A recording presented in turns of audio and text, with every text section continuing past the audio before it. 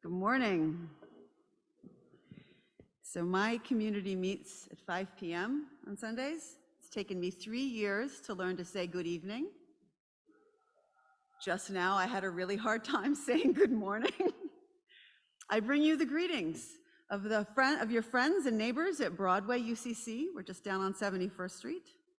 We are so graced and grateful to share this amazing neighborhood and the fabulous Henry Lee, who gets to hear me preach twice today.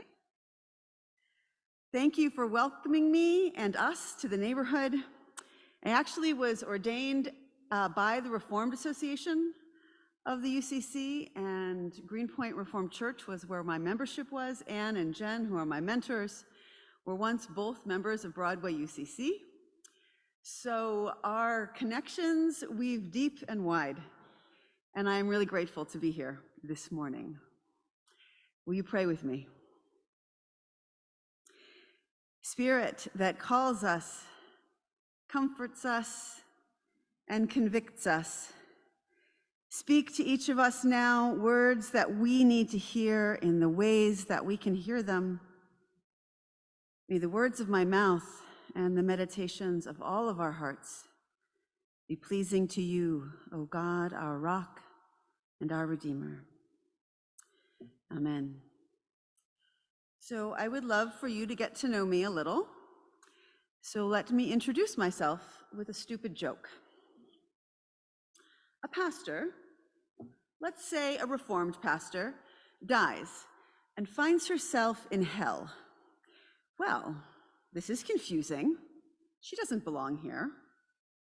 She begins to wander around, and while she walks around hell, she runs into Martin Luther. Martin Luther, she says, what are you doing in hell? I don't want to talk about it, he says, go ask that guy. So she walks over to the person he's pointing at and finds St. Augustine. St. Augustine, she says, this is so wrong. What are you doing in hell? Go ask that guy, he says. So she walks over there and finds none other than the Apostle Paul. She is so confused. Paul, what are you doing in hell? Paul looks at her, sheepish, and says, it turns out it was works after all. Thank you, I appreciate that. I know, it's so bad. But the Jesus we read today, at the end of our church year, at the end of our sojourn with the Gospel of Matthew, and at the end of Jesus' public teaching, the last public sermon of his life, according to Matthew's Gospel, this Jesus wants us to know that what we do matters. This Jesus isn't concerned with whether we are attending church or synagogue regularly, or whether we believe the right things or hold the correct opinions. He is very specifically concerned about what we are doing in regard to the most vulnerable members of our world, the thirsty, hungry, sick, imprisoned, unclothed or unhoused, the ones he calls these my own family. This is such a stark and clear sermon. You don't need me to preach this sermon. You just heard Jesus do it. We all know this about Jesus, right? The one we follow wants us to actively care for the folks around us in need. He tells us this is how we feed him, clothe him, sit with and comfort him. He wants us to do the work, and we know this. Again, we're just getting to know each other here. You can tell me if I'm wrong about this, but I suspect that you do a lot, that you are very busy people. I suspect that it would not be very helpful for me to stand up here and tell you to do more. I mean, this is November 26th. We all just got through Thanksgiving, and here come all the Christmas things. everything that work needs from you, that our families need from us, that our various communities are asking. You're doing a lot. We want to be sheep. We don't want to be goats. In Ezekiel's words, we don't want to be the fat sheep, shouldering out the weak, taking what we need with no concern for others. And yet, we all know, a lot of us anyway, are pretty fat sheep.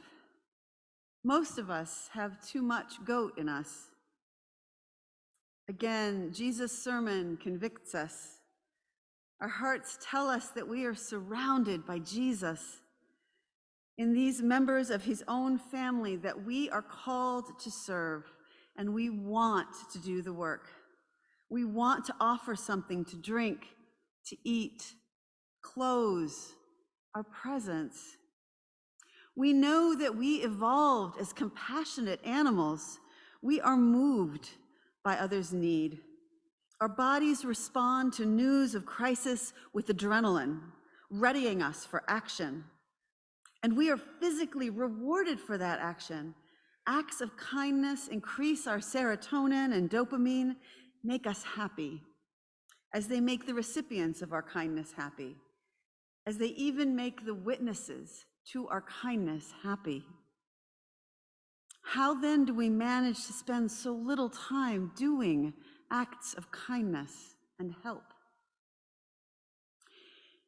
Here's what I think. We don't do this nearly as often as we could because we're tired and we have too much to do. And because we believe somewhere in a deep part of our brains that we can and should be able to do it all that is already on the to-do list, and this too, care for the folks around us as if they were Jesus. We want to ask you to take a quiet second now, just to yourselves, in your own mind, to think about your to-do list for tomorrow. Maybe you keep it on a paper list or an app on your phone. Maybe you can manage it in your head. But do you have a list of things that you know need doing on Monday? Is it a reasonable list? Again, you don't have to tell me or your neighbor. This is for you. Is your list manageable? Can you get it all done in one day? If you're anything like me, no way.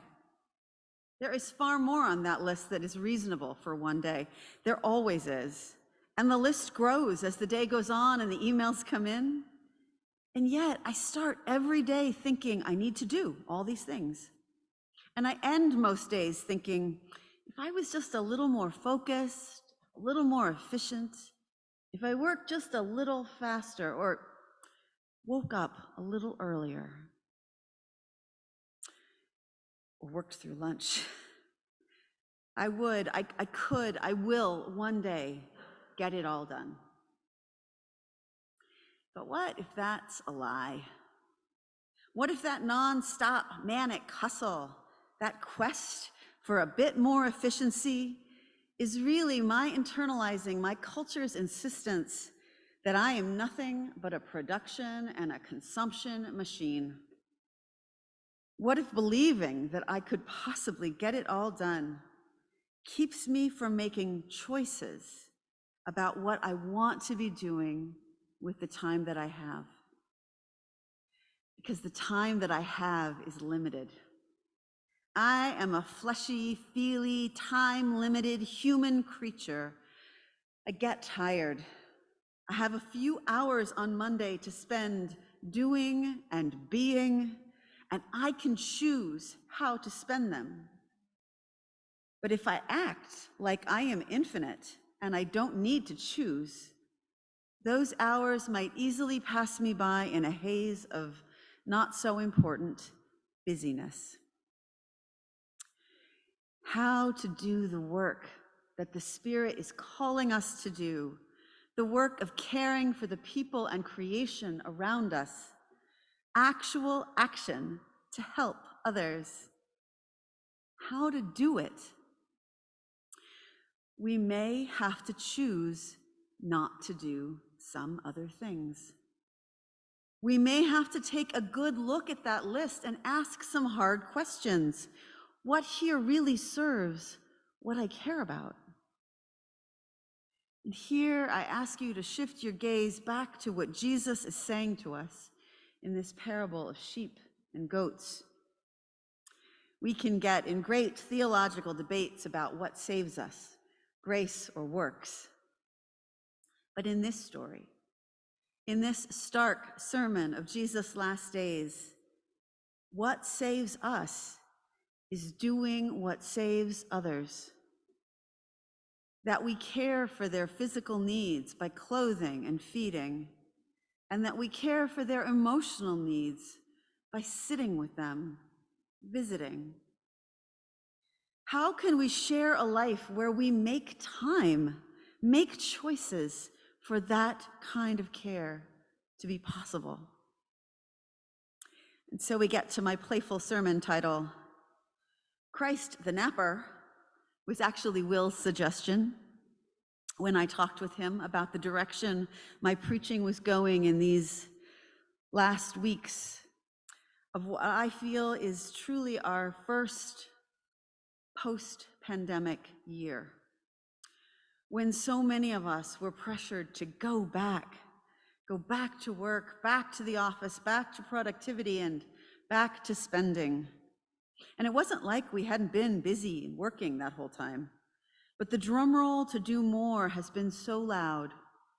More. And we have spent this year in the awareness of a horrible war in Ukraine, in our own toxic politics, in the anxiety of a coming election. And then for these past 2 months, daily and deeply aware of the suffering of so many people.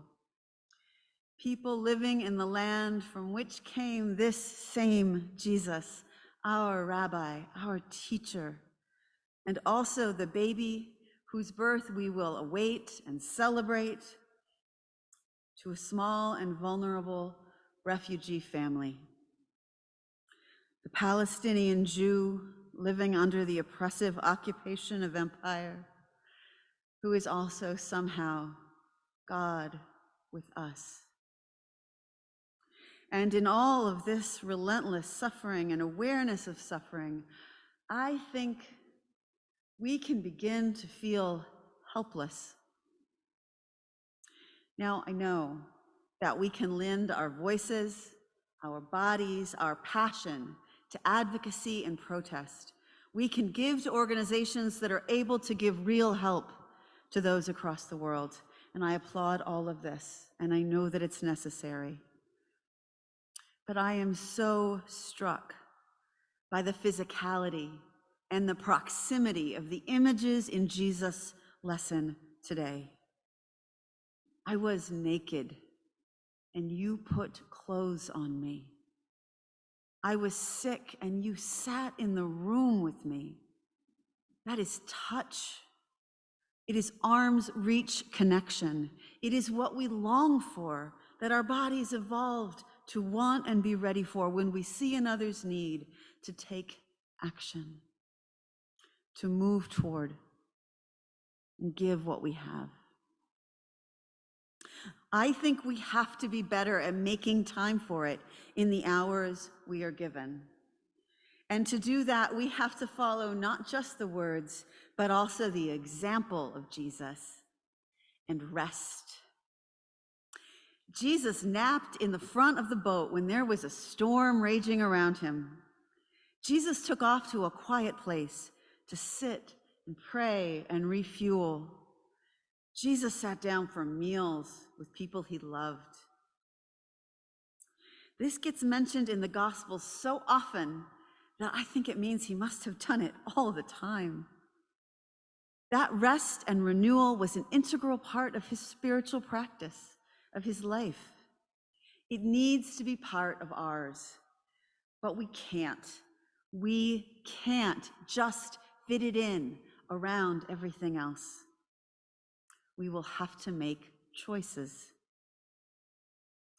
This morning we celebrate the reign of Christ, remembering that the reign or realm of Christ, I love the term kingdom of Christ, is not a place, a geography, it's not a future heaven.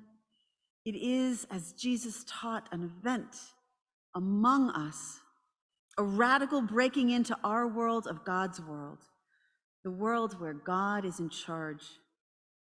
The economy of God is different than the economy of this world. It's not an economy of hustle, but of help. Not of overwork and exhaustion, but of rest and renewal for the work ahead. I invite you, as we enter this season of lights and shopping, and parties and travel and seasonal affective disorder, think intentionally about what you can do with your hours and days. They are not infinite. You are not infinite. Make time to take action, to care for the people around you, your own neighbors, friends, church members, folks you see every day. To do that, you will certainly have to decide that some things on that list cannot get done, so that you have room to rest and to do the things that matter to you, that you long to do. Because we can't do everything. We cannot do nothing.